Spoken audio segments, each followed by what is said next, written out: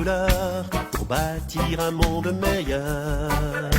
Du jaune, du rouge ou bien du bleu, trace ta vie aux couleurs de Dieu. Une, deux, trois couches de couleurs pour bâtir un monde meilleur. Du jaune, du rouge ou bien du bleu, trace ta vie aux couleurs de Dieu. Frères et sœurs, nous nous retrouvons aujourd'hui pour 10 minutes pour Jésus. Parfois, nous pouvons nous poser la question, mais pourquoi le prêtre est habillé ainsi lorsqu'il célèbre la liturgie? Pourquoi aujourd'hui il est en violet? Pourquoi aujourd'hui il est en rouge? Pourquoi aujourd'hui il est en blanc? Pourquoi aujourd'hui il est en vert? Et même pourquoi parfois il est en rose? Et pourquoi il porte ce vêtement blanc? L'aube, quel est le sens?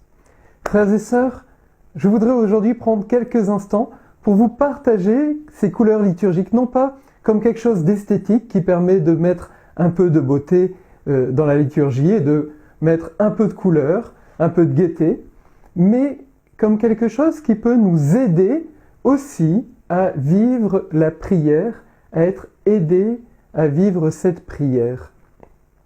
Tout d'abord, le prêtre revêt l'aube, le vêtement blanc. L'aube, le vêtement blanc, n'est pas un vêtement que l'on pourrait qualifier de sacerdotal, c'est-à-dire propre au ministère du prêtre. Le vêtement blanc, c'est le vêtement du baptisé. Au jour du baptême, l'enfant reçoit, l'enfant ou l'adulte, celui qui est baptisé, le baptisé reçoit le vêtement blanc, signe de son baptême. Et au moment où ce vêtement est remis, le prêtre ou le diacre, celui qui célèbre le baptême, dit « Désormais, tu es baptisé en Christ, tu as revêtu le Christ et ce vêtement blanc en est le signe. » Ce vêtement blanc est le signe de notre vie unie au Christ par notre baptême. À l'origine, ce vêtement blanc était le vêtement qui était remis aux esclaves au moment où ils étaient rendus à la liberté, au moment où ils étaient affranchis. Lorsqu'un esclave, le maître le libérait, pour signifier à tous que cet esclave était devenu un homme libre, on lui mettait sur lui un vêtement blanc et il manifestait alors autour de lui cette nouvelle condition d'homme libre. Et donc les premiers chrétiens ont repris ce signe du vêtement blanc comme signe de cette liberté, libre de tout en Jésus-Christ. Ce vêtement blanc que remet le prêtre, il rappelle avant tout qu'il est un baptisé et qu'il vit son ministère comme baptisé au milieu des baptisés. Chacun pourrait, chaque dimanche, porter le vêtement blanc. Et nous savons, nous voyons peut-être dans certaines communautés nouvelles, eh bien que le dimanche, les gens s'habillent de couleur blanche pour manifester cette vie de baptisé. Et puis au-dessus, le prêtre ou le diacre va revêtir l'étole, cette bande de tissu qui vient de part et d'autre pour le prêtre ou qui se met de côté pour le diacre. Cette étole signifie cette autorité, cette mission qu'ils ont reçue de par leur ordination, être serviteurs du Christ. Et puis, le prêtre revêt la chasuble, ce grand vêtement au-dessus, signe de ce ministère, cette mission qu'il va accomplir, de présider l'Eucharistie en la personne même du Christ, in persona Christi, en la personne même du Christ. Alors, il y a différentes couleurs. Ces couleurs sont là pour nous aider à saisir le moment où nous sommes, à saisir le temps de la liturgie que nous célébrons. Il y a 4 couleurs principales: le vert, le violet, le rouge et le blanc. Le blanc, ou parfois le doré, c'est la couleur de la fête. Nous revêtons les ornements blancs, les ornements dorés à chaque fête. Noël, Pâques, bien sûr, les plus grandes fêtes de notre foi, mais aussi aux fêtes de différents saints. Et nous pensons notamment à la fête de tous les saints, la fête de la Toussaint.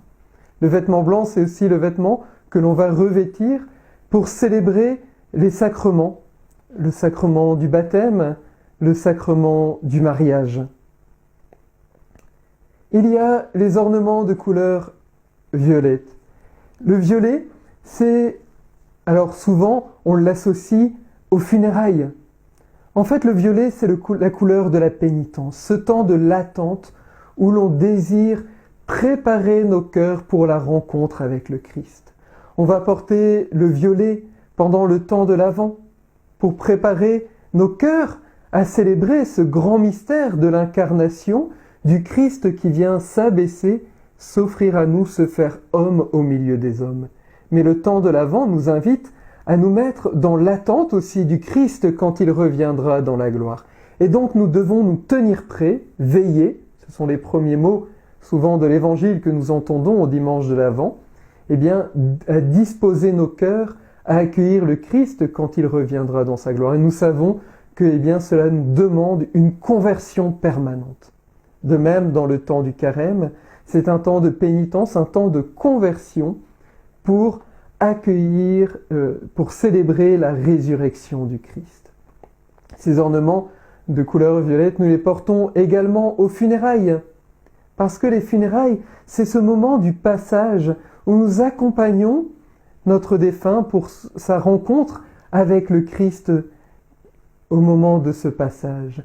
Et nous savons que toutes nos vies sont marquées de joie, mais elles sont aussi marquées par les épreuves, par nos péchés. Et à travers la célébration des funérailles, nous célébrons la pénitence, nous demandons le pardon pour notre défunt, pour qu'il puisse accueillir pleinement la miséricorde de Dieu.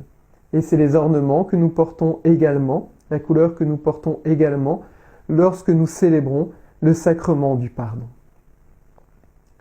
La couleur rouge, couleur du sang, couleur du martyr, couleur du feu, nous la portons un peu plus rarement, puisque nous portons cette couleur lorsque nous célébrons les martyrs de l'Église. Ce sont les martyrs de ceux qui ont annoncé la foi. Ce sont les apôtres, ce sont aussi les martyrs plus récents. On peut penser à différents martyrs de pays d'Asie. Alors nous portons ces ornements de couleur rouge lorsque nous célébrons ceux qui ont témoigné, qui ont livré leur vie par amour pour le Christ, jusqu'au témoignage suprême d'avoir livré leur vie pour rester fidèles au Christ. Couleur du feu aussi, couleur de l'Esprit Saint. Nous portons ces ornements rouges aussi au moment de la Pentecôte pour signifier ce don du Saint-Esprit sur le monde qui nous appelle à être témoins. Et témoin en grec, cela se dit martyr.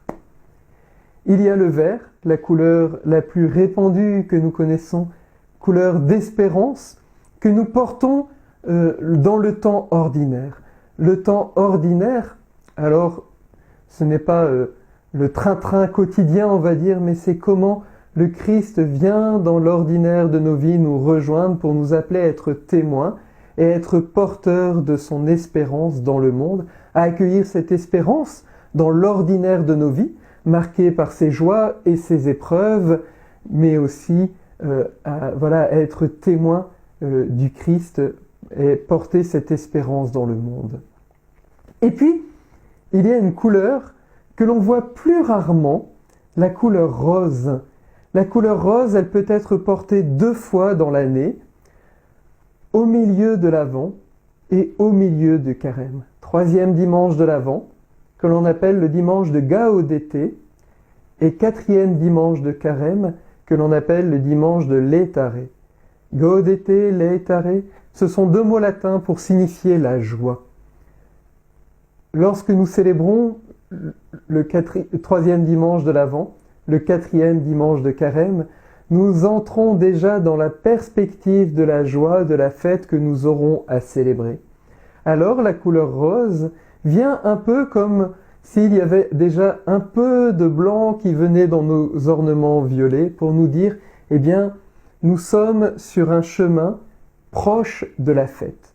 Alors, comme j'aime dire à mes paroissiens, lorsque vous voyez la couleur rose apparaître, 3e dimanche de l'Avent, 4e dimanche de Carême, nous devons nous dire « Ah, la fête approche, mais nous sommes encore dans ce temps de préparation, ce temps de la pénitence, alors il est encore temps de me mettre en route et de changer de mon cœur, de me convertir pour me préparer à accueillir pleinement la joie que nous aurons à célébrer. » Voyez-vous, frères et sœurs, lorsque nous voyons les couleurs des ornements, nous ne devons pas voir cela comme quelque chose seulement d'esthétique, mais comme quelque chose qui doit nous interpeller pour vivre notre prière et donner une dynamique à notre prière que nous allons à célébrer. Nous voyons le prêtre porter les ornements violets, eh bien oui, nous entrons dans ce désir de changer notre cœur. Nous voyons le prêtre porter les ornements rouges, oui, nous demandons à l'Esprit Saint de faire de nous des témoins du Christ pour tout livrer notre vie par amour pour lui, être témoins de cet amour du Christ en tout temps. Nous voyons le prêtre porter l'ornement blanc, l'ornement de fête. Nous unissons notre joie à célébrer le Christ qui est vivant au milieu de nous. Nous voyons le prêtre, le ministre porter l'ornement vert, les ornements verts. Alors nous demandons et nous unissons au Christ et nous gardons cette espérance en nous et nous nous faisons porteurs de cette espérance dans le Christ. Le Christ est présent, vivant. Il agit avec nous et pour nous, dans nos joies comme dans nos épreuves. Il est présent chaque jour. C'est l'aujourd'hui de Dieu. Dieu est présent avec moi chaque jour. Frères et sœurs, eh bien maintenant, vivons ces moments liturgiques en nous unissant à la liturgie qui est célébrée, en entrant dans cette dynamique. Et bien que ces ornements, ces différentes couleurs que nous portons, ne soient pas simplement là comme de l'esthétique, mais pour entraîner chacun d'entre nous dans la prière et l'action de grâce.